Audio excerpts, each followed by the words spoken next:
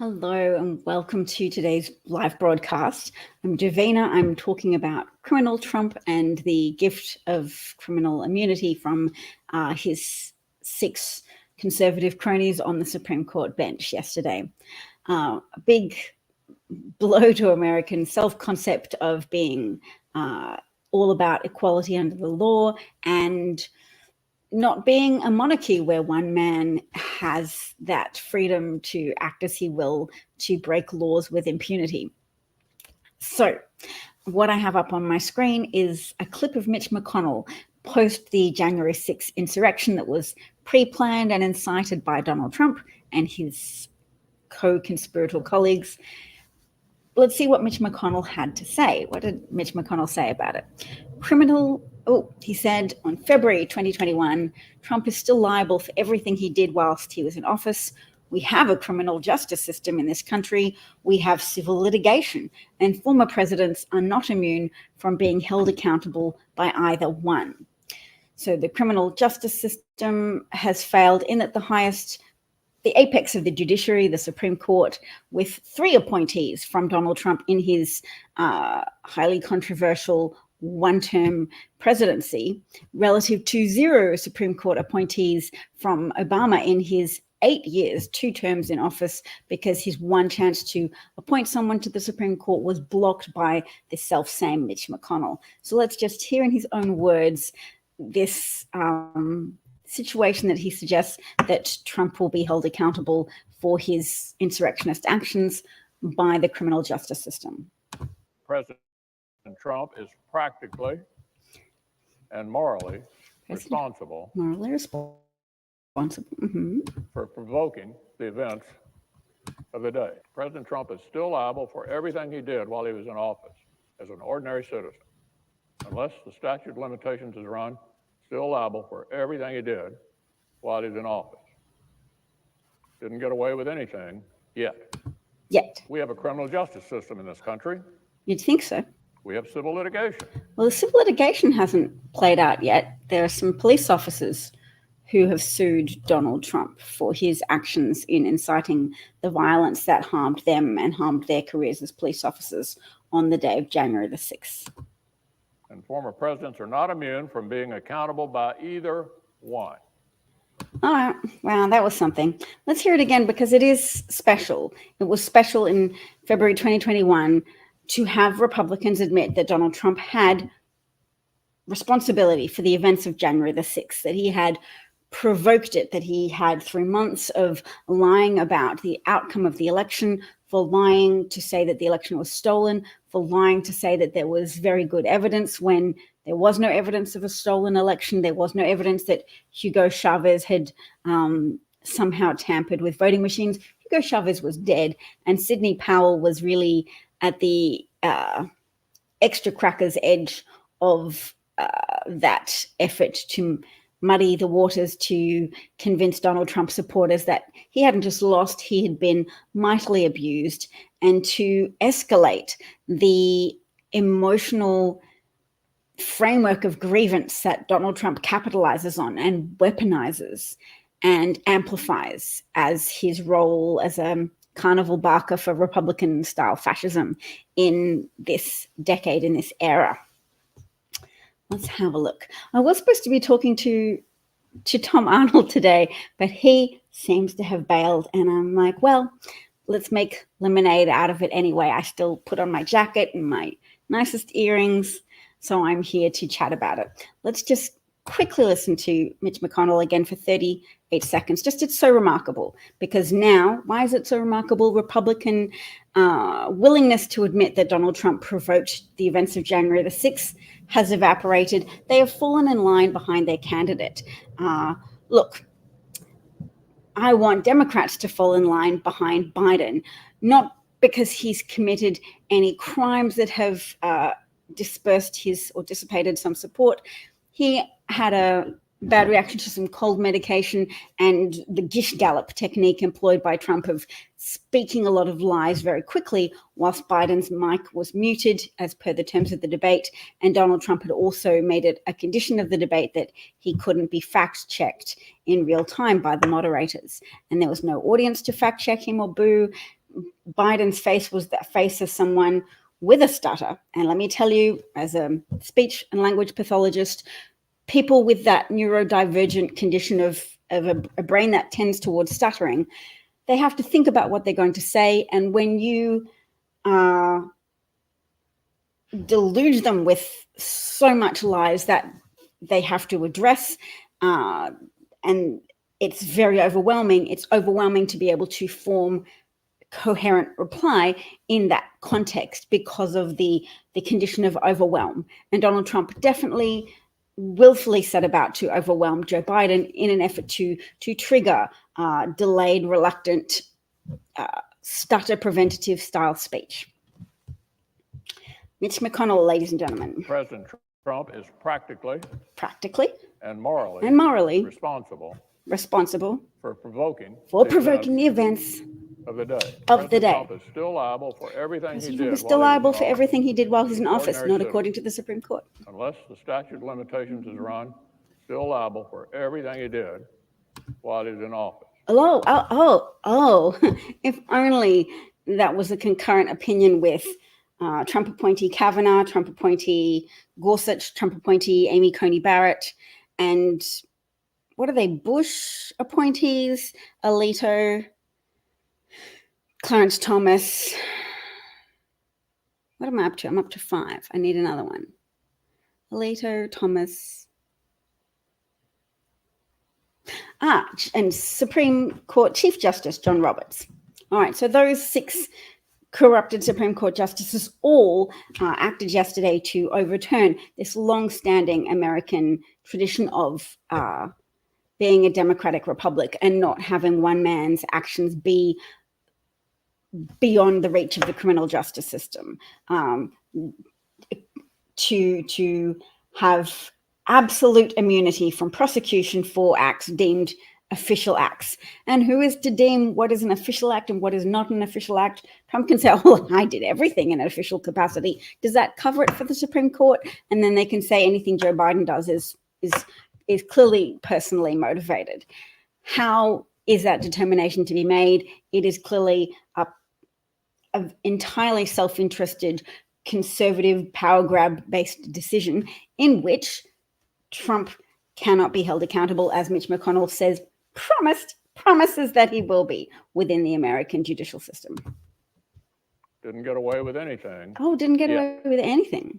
We have a criminal justice system. Oh, we in this do. Country. Okay. Well, at least we do, We have and I know civil that because a brave jury was able to unanimously find Donald Trump guilty of 34 felony counts of fraud in relation to his cover-up scheme to conceal from the voting public and thereby pervert American election laws, whereby you're supposed to be honest with the voting public, but he entered into a complicated, fraudulent concealment scheme where he conspired with Michael Cohen for Michael Cohen to take out a second mortgage to pay Stormy Daniels, real name Stephanie Clifford's, $130,000 in order to conscript her compliance with an agreement to not tell the truth, to not tell the public that they had a sexual interaction when Trump's son Barron was a newborn baby and Melania had just given birth,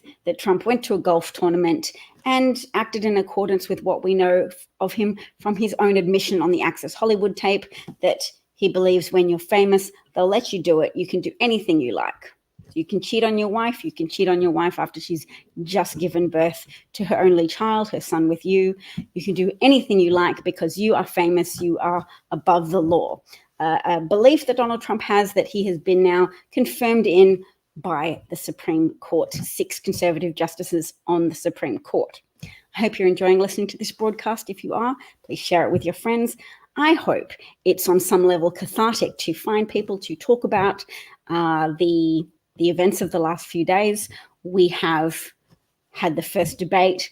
We have some people who are doing the right thing and stepping up to rally behind the current president, whose substantial record of accomplishment includes the Inflation Reduction Act, includes substantial investment in renewable energy systems so that Americans have the opportunity to lead the world and have access to solid, well-paying jobs in the renewable energy industry, thus creating not only higher employment for America, but also increasing our chances that our children will be able to have a viable future in a climate that is not antithetical to human survival. Antithetical to human survival means opposite human survival, averse to human survival. We need a climate that allows us to live and not exceed survivable temperatures and not be overwhelmed by climate events, climate disasters such as hurricanes intensifying at an unprecedented way and level, more moist conditions, a hotter atmosphere giving rise to more evaporation from the ocean and intensifying hurricanes and tornadoes and storms, etc. Things that are oppositional to human survival when increased dramatically. And humans are currently on a trajectory of having this climate-related disaster intensify during our lifetimes, and most certainly during the lifetimes of our children. So as good stewards, as good citizens, it's important to invest some of our time in following these political issues of the day, to supporting the only candidate that acknowledges the truth of the science that has been described for us. I mean, humans are always grasping in our understanding. We have imperfect understandings that we advance as we go, and we listen to experts, we listen to people who devote time and energy into the pursuit of genuine scientific knowledge and not paid for opinions from fossil fuel connected people who try to give us the false assurance. It's so easy to swallow, to say everything's fine, look away, it's just your imagination that things are getting warmer, that the sea levels are rising, and who tell us, well, if the scientists have ever made any imperfect predictions, that means we should disregard all of their efforts to predict the future and to urge humanity to pick a path, to cooperate on a path towards a more survivable future, a more habitable future and a habitable climate within survivable temperature frames for us. I mean, life overall on the planet will adjust.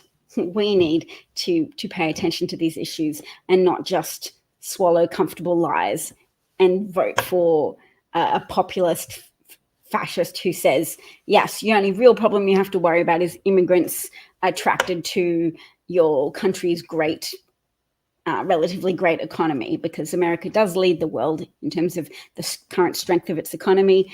It is an attractive place for migrants to come to who are looking to survive or improve their families' prospects for not only survival, but to flourish. That's a problem, but it's a secondary problem of American greatness. America has many elements of greatness and is therefore attractive to migrants. Trump is a fascist who employs the tried and tested strategy of fascists perennially across history, which is to vilify a specific stigmatized subgroup, demographic subgroup, in this case undocumented migrants, but sometimes even just migrants. He vilifies them.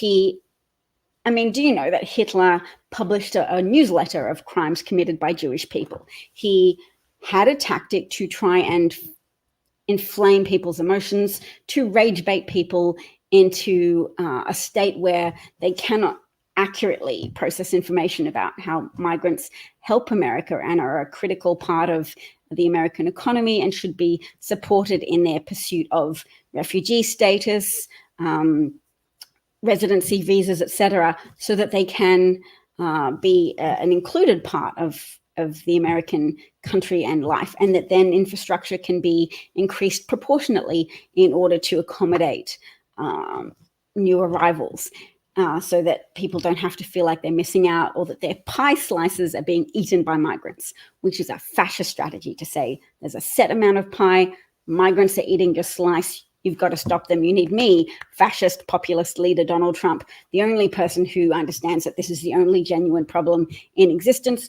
Climate change, science, don't trust those wretched scientists.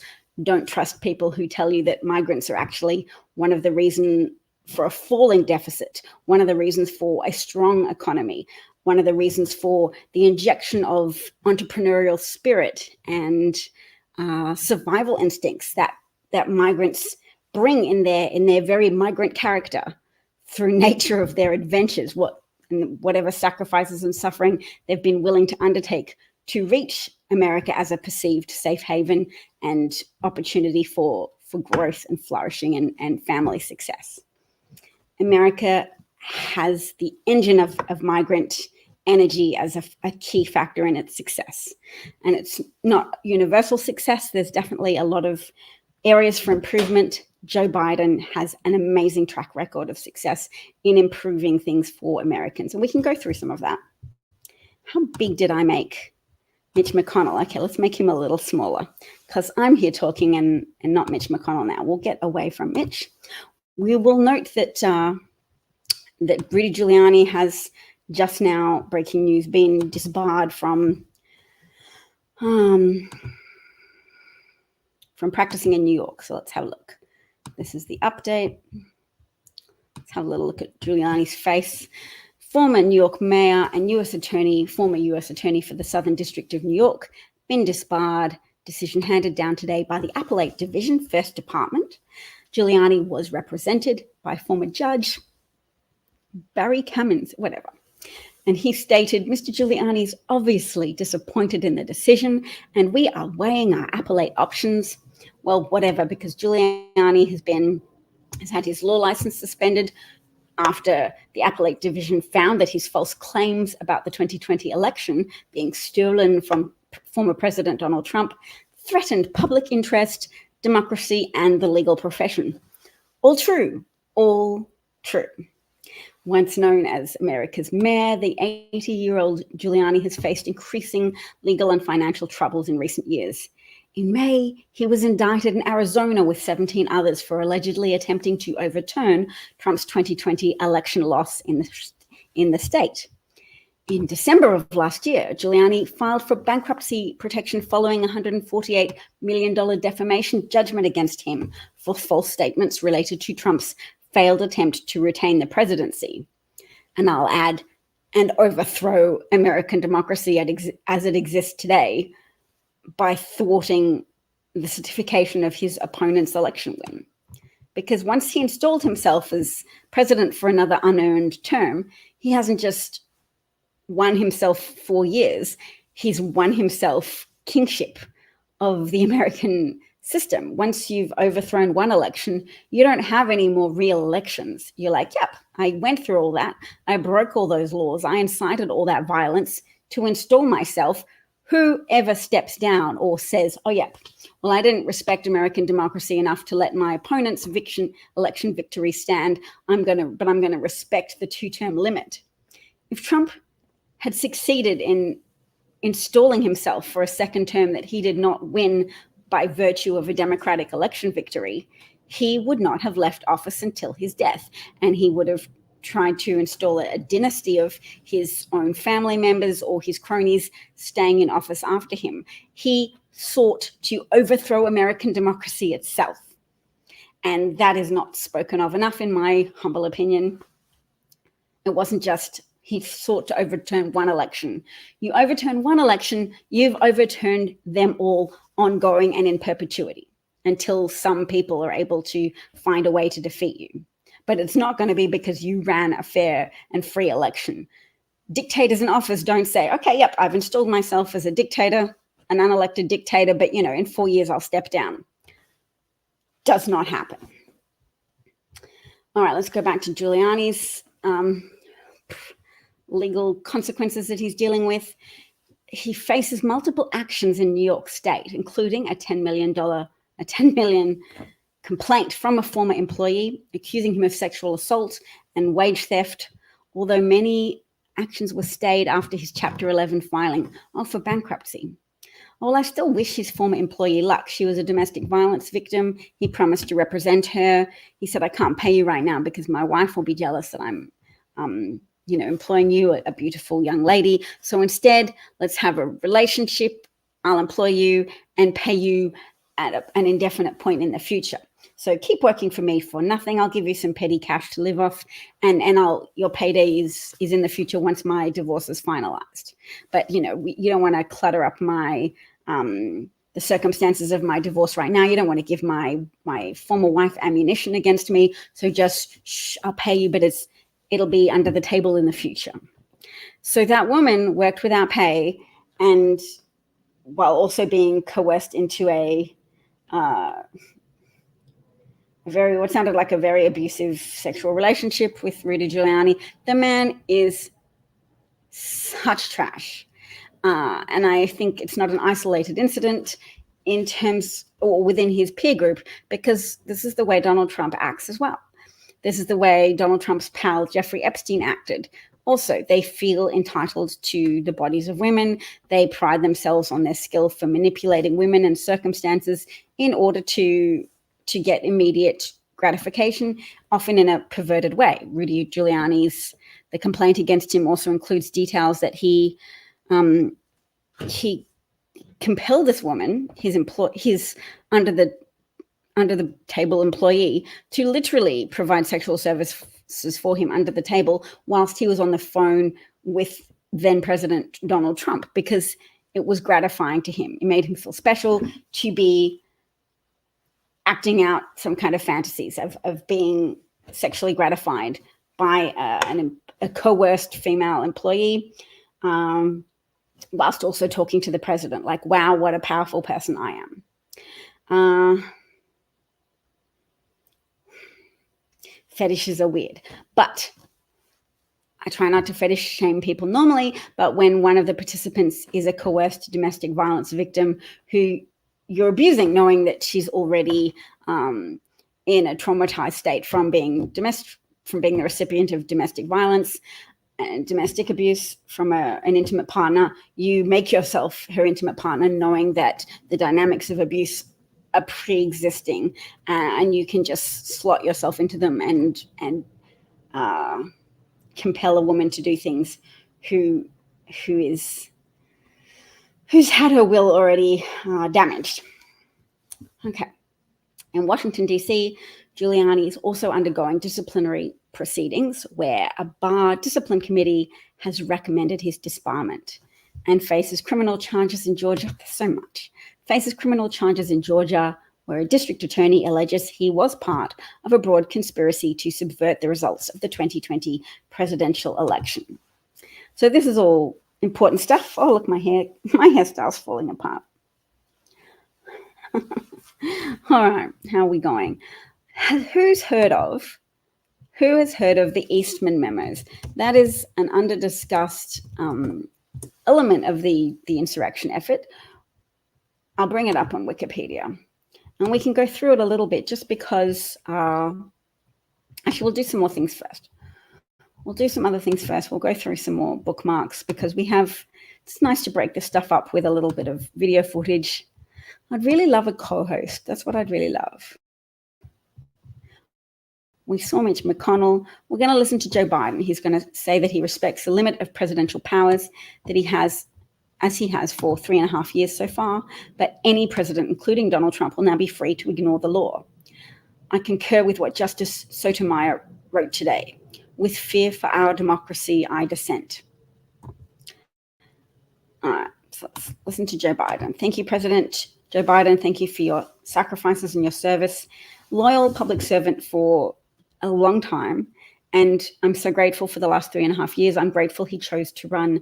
I'm grateful he chose to fulfill his promise to his son, Beau Biden, who died age 43 from a brain cancer that he believes, that President Biden believes was associated with his service in Iraq, his military service in Iraq, where there were burn pits. There was a lot of exposure to carcinogenic chemicals and substances that were being burned. The outset of our nation, it was the character of George Washington, our first president, to find the presidency. He believed power was limited, not absolute. And that power always resides with the people, always. Now, over 200 years later, today's Supreme Court decision, Once again, it'll depend on the character of the men and women who hold that presidency that are going to define the limits of the power of the presidency, because the law will no longer do it. Yeah. I know I will respect the limits of the presidential powers I have for 3.5 years. But any president, including Donald Trump, will now be free to ignore the law. I concur with Justice Sotomayor's dissent today. Here's what she said. She said, in every use of official power, the president is now a king above the law. A king above the law. With fear for our democracy, I dissent. End of quote. So should the American people dissent. I dissent. Well, they put a question mark in that there. So should the American people dissent. I think that was an assertion. So should the American people dissent. As Justice Sotomayor dissents, so should the American people. We should reject the idea of a president as king, as above the law. So should the American people dissent. It's not a question, it's an assertion. I'm going to get off this broadcast now, but I hope you've enjoyed it. Look, I'll quickly bring up the Eastman memos because I did promise to do that. Because it's on Wikipedia, it's available. There are copies of these documents. It's under discussed in the media. Please look it up for yourselves, as well as looking up Project 2025, which is the future democracy shredding plans of the Republican Party. They want to rip DEI out of government agencies and financially punish any overseas partners who have any diversity and inclusion initiatives. They want to take away any anti-bullying objectives from government agencies, i.e. promote bullying, promote race blindness. So don't make any effort to include Black people in an effort to redress the historical and ongoing injustice of normalized white dominance, and therefore excluded Black candidates regardless of merit. Black people excluded from the ability to attend universities, Black candidates excluded from the ability to join certain professions, and even now, Black candidates' resumes discarded into trash bins if their name is obviously Black. And that happens more often than you would think, and there's a variety of academic studies that have been conducted to illustrate that this happens with a lot of different companies to different extents. But the extent is more than you think would happen in a modern era. Discarded resumes, gate-kept opportunities for advancement. And that's also a way of gatekeeping the privileges associated with nice jobs, white-collar jobs, that have been literally gate-kept for people with white skin to match the white collars. And DEI initiatives were efforts to acknowledge that tendency exists in modern society still, and to redress it by forcefully promoting the consideration of the resumes of Black people, acknowledging that it's standard to disregard the worth, the merit, the achievements of Black people. It's just normalized for many people, even people who don't understand that they've grown up with their brains marinating in a white dominant society where the best things were kept for white people. The best jobs, the best universities, the best schools, the best resources were kept for white people. And white people were forced to accept integration, to accept sharing these gate-kept resources with Black Americans. And that's resulted in a whole bunch of self-sabotage and perverted behavior from white people who felt aggravated by that forced sharing, initiated by a good decision in the Supreme Court, the Brown v. Board decision in 1953 that said, no, you have to share. Black people, Black Americans are American citizens. They are taxpayers. You can't exclude them from schools that are receiving the lion's share of the national resources, the collected taxpayer funding system. So white people in various positions of power closed public swimming pools, closed schools even, rather than integrate, rather than share. So that is the destructive force of people acting in a way to preserve what is normal for them. If it's normal for them to see only white people in their swimming pool, they wanted to keep that. and that urge to preserve a white-centric normality is very powerful, and Project 2025 would rather destroy America than allow efforts to dissipate that normalized dominance. Oh, I like it when I say normalized dominance, because it does get tiring to keep saying white. Because I'm white, it's hard to keep condemning your own artificially created tribal demographic group, but it's true. It's true, and sometimes you have to deal with truth even when it's uncomfortable, because the contortions that people engage in to avoid the truth, to preserve a heroic whiteness, a heroic narrative of founding forefathers who were unequivocally perfect. It's hard to do it, but it's worthwhile when you look at the consequences of the Heritage Foundation, the Republicans what's happened to the MAGA captured states, the harm caused to women from people who want to cause disproportionate harm to Black people in the United States, and Black women forced to give birth at a higher rate because white women have more access to generational wealth that's needed to travel out of state or to find a compassionate and compliant doctor who will give you an abortion if your health situation requires it. Some Black women will be able to access abortion under those circumstances as well, and disproportionately, though, Black women will not. So they're keen to create more of an underclass in society to strengthen the existence of an opportunity-deprived underclass who have more children than they want to have, who are coerced by the state into procreating when they don't want to, and who are forced by the state into having destabilized health because of not being able to avoid terminating a pregnancy even if they have a health condition. And let's all agree to be less naive about pregnancy. Pregnancy can trigger debilitating medical conditions, even terminal illnesses. Pregnancy can interfere with cancer treatment. Pregnancy can cause harm to mothers.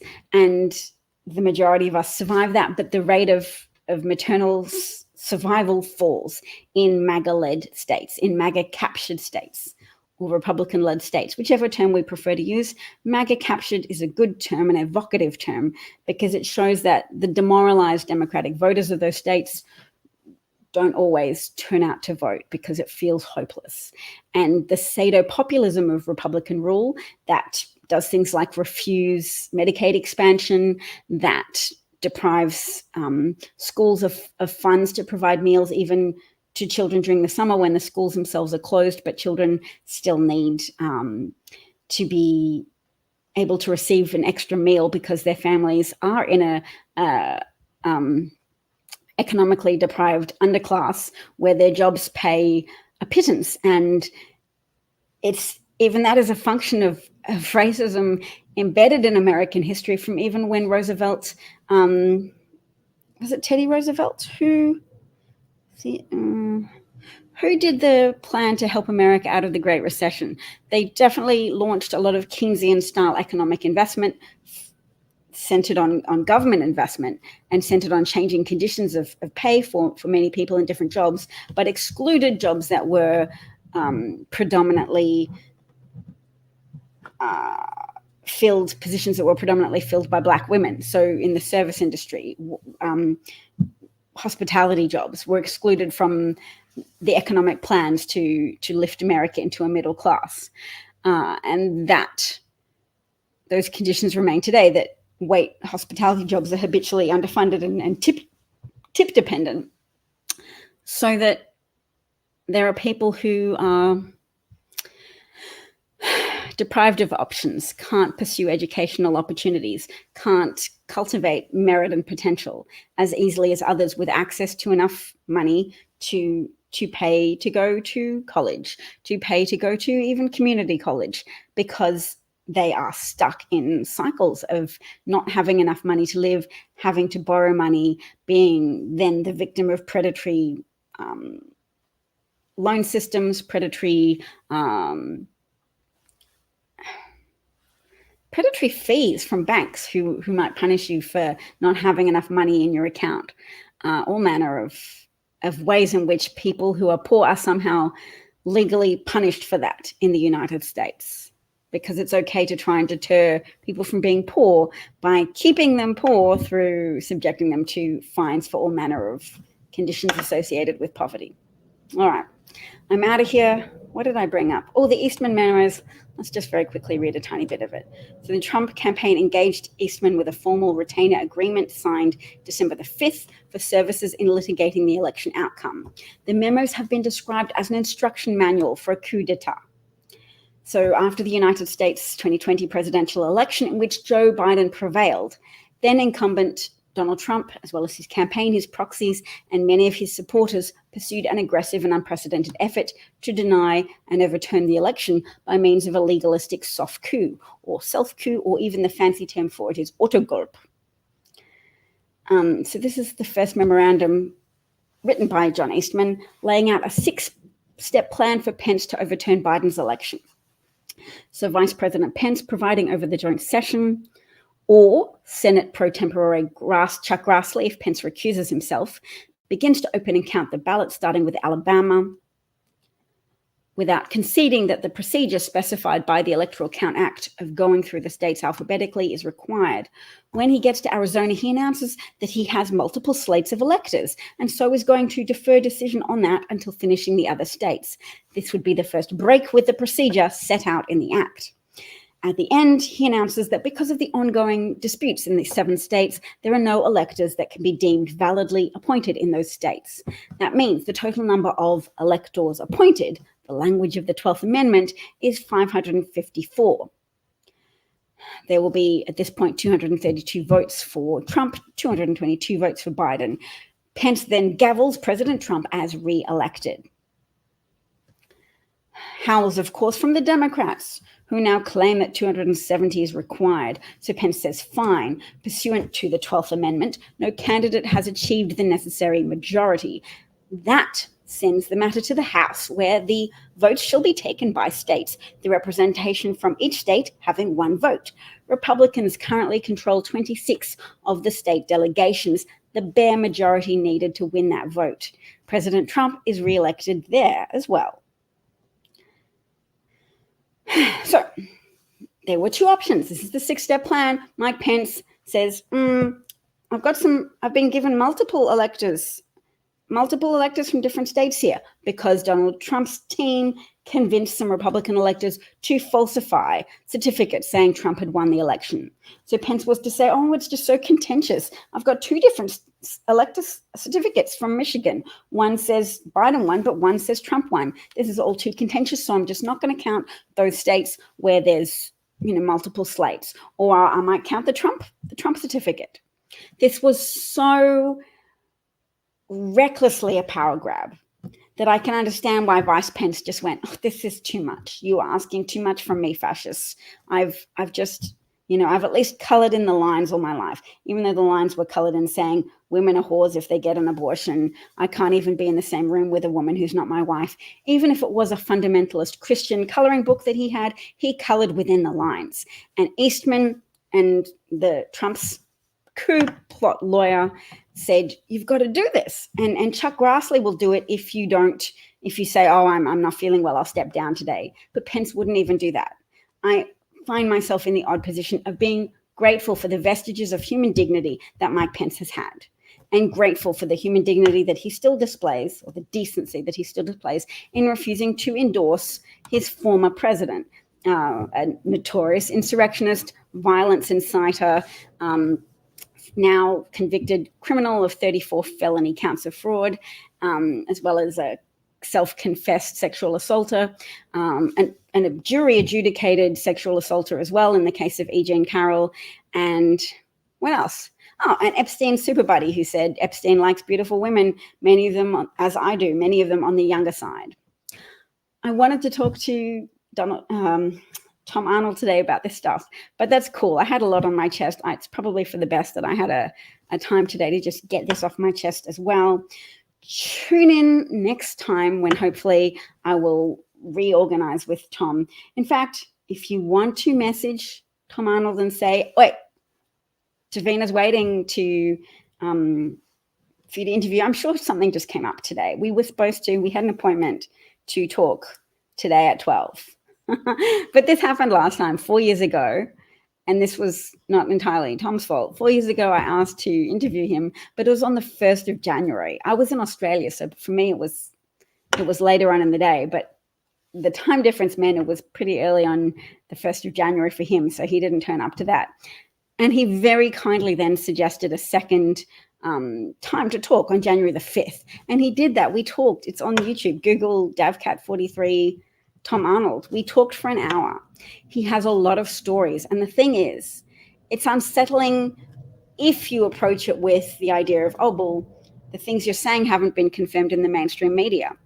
Tom Arnold has moved in powerful circles and in wealthy circles because of True Lies, really. You know that movie he was in with Arnold Schwarzenegger? They're friends. He was great in that movie. I was watching it as preparation for the interview today.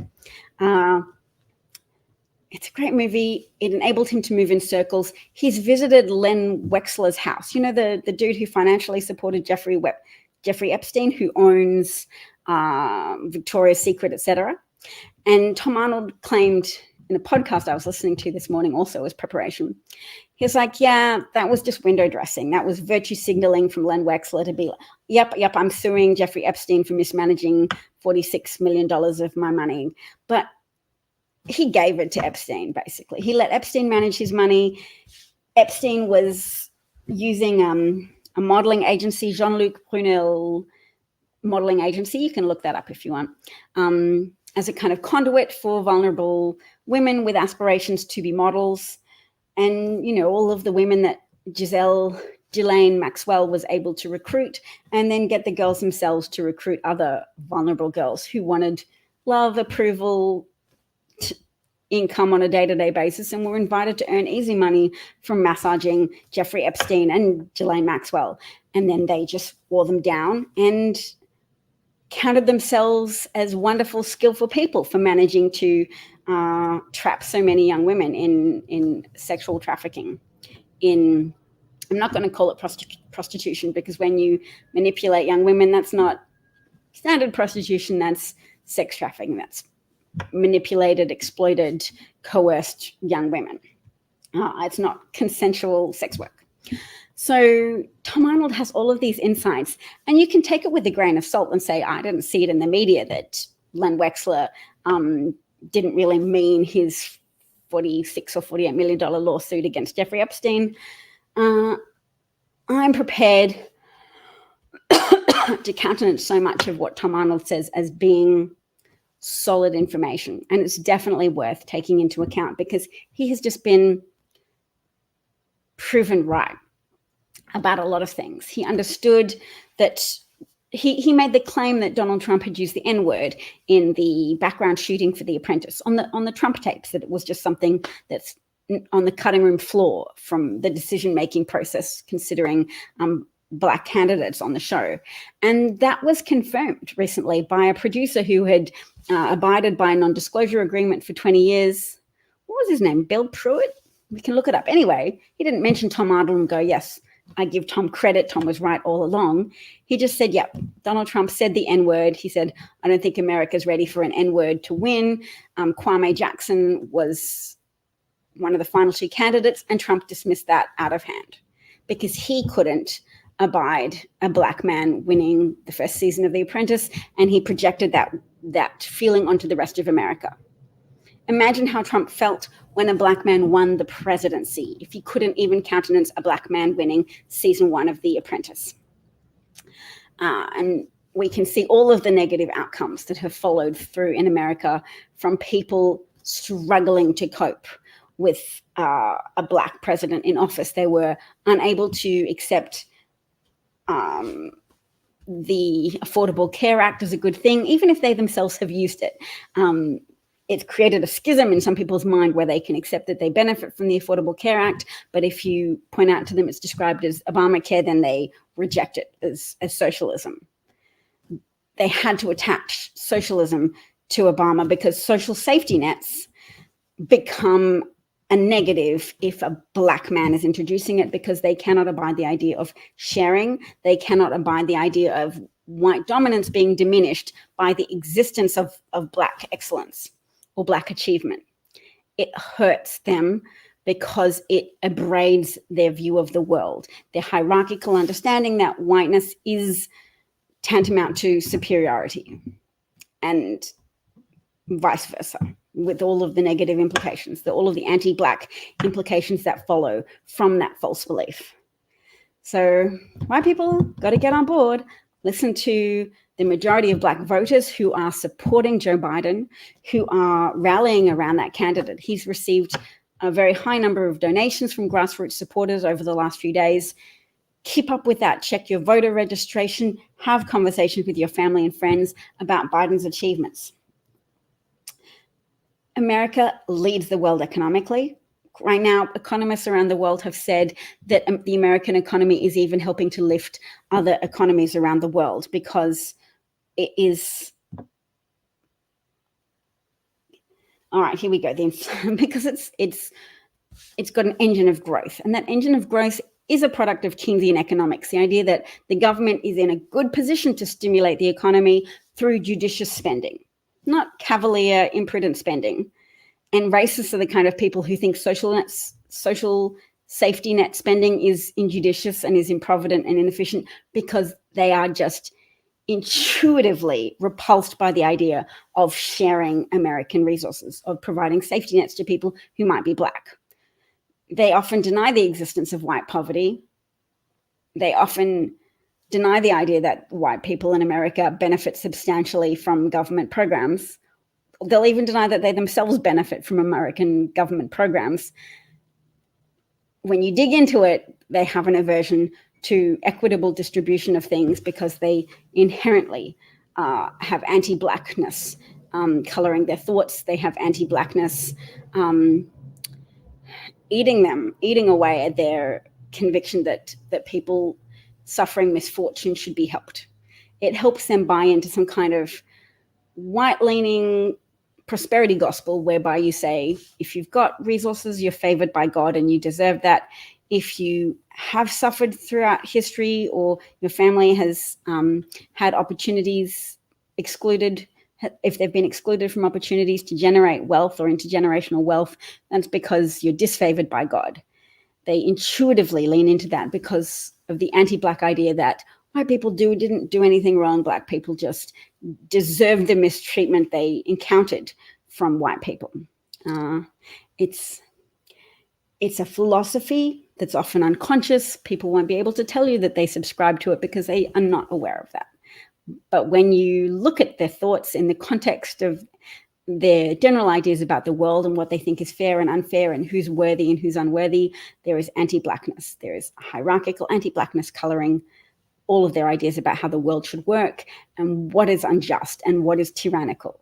Oh, Obamacare is tyrannical. It's tyrannical to have an Affordable Health Care Act. It's tyrannical to try and chip away at the organizing of America's healthcare system, which is unduly weighted towards corporate profit escalation rather than towards meeting the needs of people to have healthcare, to have preventative healthcare and healthcare is required for conditions that manifest themselves. Hey, there's some anti-fatness in there as well. The anti-fatness is probably also colored by anti-blackness, but they're two separate conditions that just also overlap and influence each other.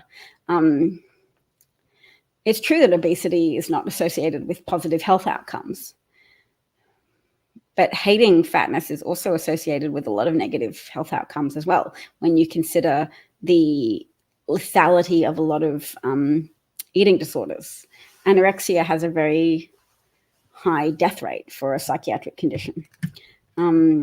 So absolute fear of being fat at all is very debilitating towards young people. All right, Biden wins. The Inflation Reduction Act, the CHIPS and Science Act, the PACT Act for veterans, the first major gun safety legislation in decades.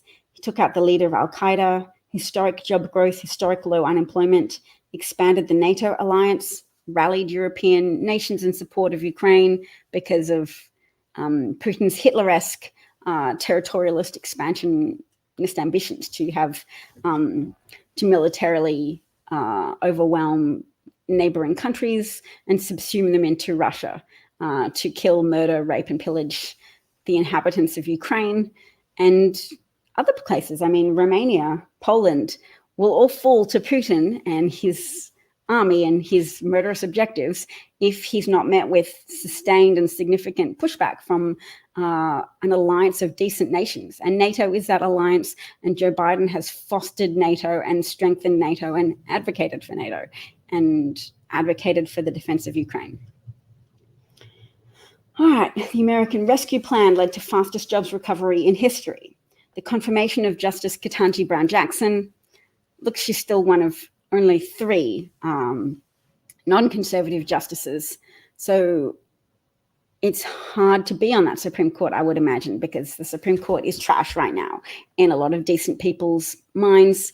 But at least she's there. She and Sotomayor and Kagan can give voice to the dissent, can give voice to at least judicial decency, to remind America that it is possible to point out what originalism and textualism and decency actually would be in concordance with the Constitution, to say, no, America was founded on the rejection of exceptions from the rule of law for a king, for a supreme leader.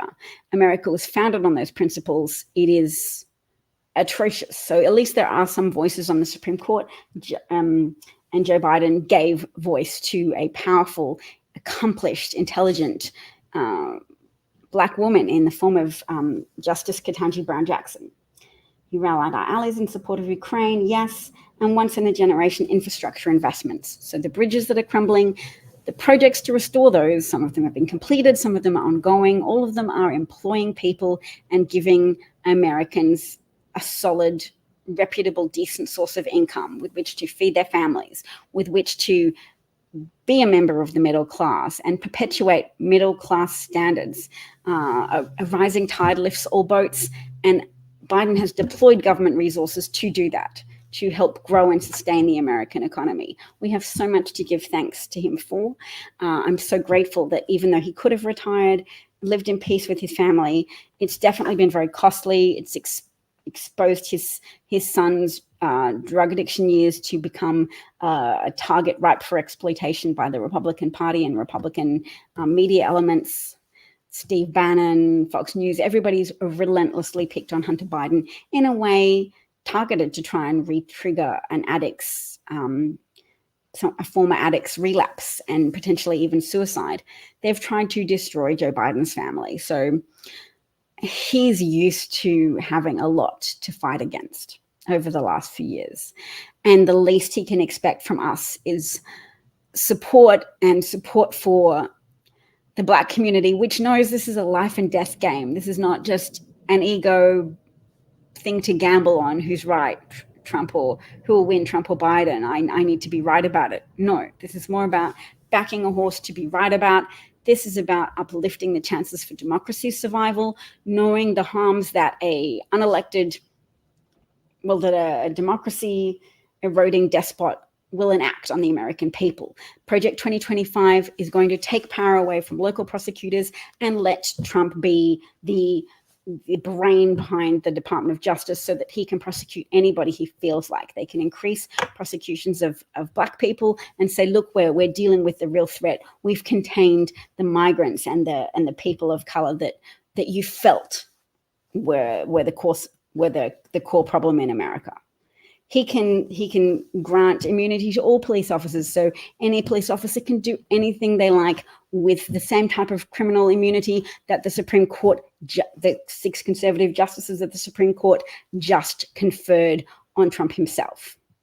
Imagine that. Imagine every police officer knowing that they won't face any type of prosecution, or at least it won't become a conviction if they shoot someone without provocation. If they shoot someone, they go, I was in fear for my life. That was a candy bar. I thought it was a gun. They already do that a bit, hopped up on the racist idea that if they're white or if they're a member of the police force, that they are somehow untouchable. Some people already have that delusional conviction, and then they're surprised by their own actual conviction within the legal system. Like, what's his face? The dude who knelt. I mean, he was only one of a few police officers kneeling on George Floyd, but the one who knelt on his neck so callously. Was it Derek something? I don't even care about his name right now. But that dude, you saw the confidence on his face, kneeling on a man's neck for 9 minutes as people begged him to not kill the man in his custody, to not kill George Floyd, to spare his life and to let him breathe and to get off his neck. I mean, also kneeling on his back. It causes asphyxiation because you cannot continue to sustain your own breathing if you have a weight pressing on your back as well as a weight pressing on your neck. You can't. You can do it for a while. You can cry out for your mum and you can say, I can't breathe. You can say a few things while you still have some breath left in your body. But that fate awaits more people if you give power back to Trump and he is able to direct the Department of Justice to prosecute whoever he likes. And there are no more standards for police officers to adhere to.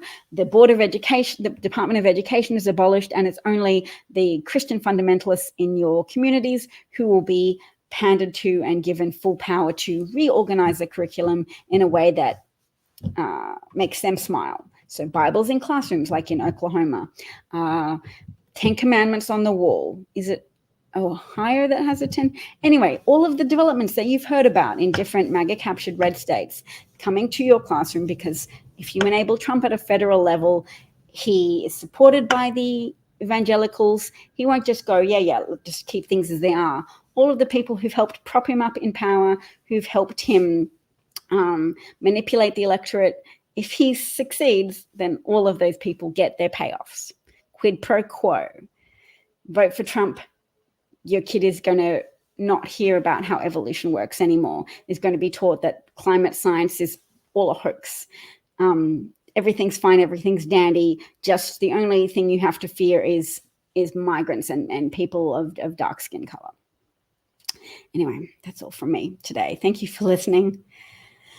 It was a lot, wasn't it? We all are dealing with a lot. Do your self-care by keeping the back of your mind that your democracy needs you. Ask not just what you can do for yourself in your self-care routine. Ask what you can do for preserving the fabric of your society and including the fabric of our shared democracy. It's a shared democracy. And it's in danger. So I hope that anyone who's watched this today reaffirms in their own hearts and heads the determination to take a step, whether that be to donate to the Biden-Harris campaign, to tell someone who's trying to advocate for Biden to step down that any alternate candidate would not be able to access all of the millions and millions of dollars that have already been raised for the Biden-Harris campaign, to say nothing of all the legal challenges Republicans would be able to mount, and in some cases, given Republican-appointed judges, successfully mount, challenging the presence of a new candidate on the ballot. The ballots have been printed. The primaries are over in many states. And do you want the Electoral College system to not even have a Democratic candidate in multiple states? Because that's what will happen if you keep trying to advocate for Biden to step down. If anybody other than Harris is on that ticket, you can't even have the ballots run as they are. So please avoid indulging in nonsensical ideas of overthrowing Joe Biden as incumbent President Joe Biden as the Democratic nominee. Please be sane about this. Support the president. He has a stutter. He had a cold that day. He was overwhelmed by Trump's barrel of lies. He was trying to keep in a whole bunch of facts and figures in his head to counteract what he knew was coming, a bunch of lies, but it was overwhelming for him in that moment. And CNN probably didn't do very flattering lighting or positioning. So when he was looking at the moderators, it always looked like he was looking off into the distance to the side. CNN is owned by right-wing people now. Remember it, don't forget it. they get tax cuts if a Republican is in office. And they're also scared if Trump just does go in office, they want to show him that they were on his side all along. That sounds a little conspiratorial, but just, wealthy people be pandering to wealthy people. And Trump is nothing if not a fascist carnival barker lobbying front for the interests of the morbidly wealthy. I like the term morbidly wealthy because it suggests a little bit of pathology, but it's wealthiness. It's just wealthiness that has infected people's minds to the point where their humanity is diminished because they're now prepared to pursue wealth at the expense of ordinary people. They're prepared to pay exorbitant amounts of money using the Supreme Court's Citizens United decision, where they gave money the status of speech and therefore the protections of the First Amendment. Free speech, sure. So give as much money as you like to political candidates of your choice, enabling the uber wealthy to help purchase the loyalty of candidates who will then, once they get into office, will advocate for more tax breaks for the wealthy, more public subsidies for the wealthy, more letting the wealthy erode public education standards and then say, can't have public schools, got to have privately run schools, which are massively profitable for the kind of wealthy people that can invest in setting up private schools that can exclude any type of students they want because they don't have to adhere to federal standards. They're private. They can have their own standards. They can just accept white Christian people, white Christian students, or white students that feel then compelled to say that they're Christian and to recite passages from the Bible. Look, I don't mind the Bible by itself. You just can't teach it unless you're teaching that there are different religions. They have different iterations of morality. They have different pronouncements on how to be a moral person or a good person. What's the term for the study of religion? Religious studies. Sure, have the Bible included if you're going to have religious studies as a topic. You can't just teach that America is a Christian nation and have Christianity as the national religion as taught in schools. How many migrants do we have of diverse religions and religious backgrounds? I myself am from a Jewish background. If you teach my children that Christianity is the only truth and only true religion in schools, I will be, my goodness, I'll probably be as mad as Christians feel, fundamentalist Christians feel when their children encounter evolutionary science in schools. You'd think that would make me compassionate for them. But no, science, make your peace with science. I don't have to make my peace with Christianity as being an overwhelming truth. Sorry. All right, take care. I didn't have any comments from people today, but that's all right. You should be able to comment through Twitter or through Twitch or through YouTube. I hope people feel emboldened to type in comments next time. I do enjoy interacting with comments, but at the same time, maybe the current streaming services don't make that possible. I don't know. I use StreamYard. I'm using a StreamYard studio right now to live stream to Twitter and to Twitch and to YouTube. So feel free to follow me on YouTube. DavCat43 is the name of my YouTube channel. And feel free to like and subscribe. Also, I'm DavCat43 on Twitter. If you haven't followed me and you want to, that's where I'm available. I retweet a lot of people because I value the contributions and the thoughts of others. So I don't generate my own tweets that much, but I do my own broadcasts. And I'm trying to get back into being more regular a broadcaster. I used to broadcast every day leading up to the 2020 election. And then Joe Biden won. I thought my work was done. It is not done, which I should have, and I guess on some level did know. Fascism is not easily defeated. It's pernicious. It feasts on your grievances, on your fears. It feasts on your irrational subconscious convictions that you are better and more deserving than other people, and you've been badly served by the status quo. But to white people, black people are less likely to fall for fascism because they understand who the status quo has gone out of its way to serve. And if you don't believe me, look at what happened to black GIs. Did they receive the same benefits as returning surviving white GIs after World War II? No. Did they get the same college opportunities to attend college for free? No. Did they get the same mortgage deals? No. Were they excluded from opportunities to build intergenerational wealth? Yes. Did redlining do the same thing? Cut off black families from the ability to get mortgages for houses in nice areas and build intergenerational wealth by buying homes that would increase in value? Yes. Were transport systems designed to bypass a lot of black communities and cut them off from the ability to travel and transport and go to jobs and to have a thoroughfare with thriving employment opportunities? Yes, all of those things are true. Check it out in your own time. And until then, believe me, we're still riding with Biden.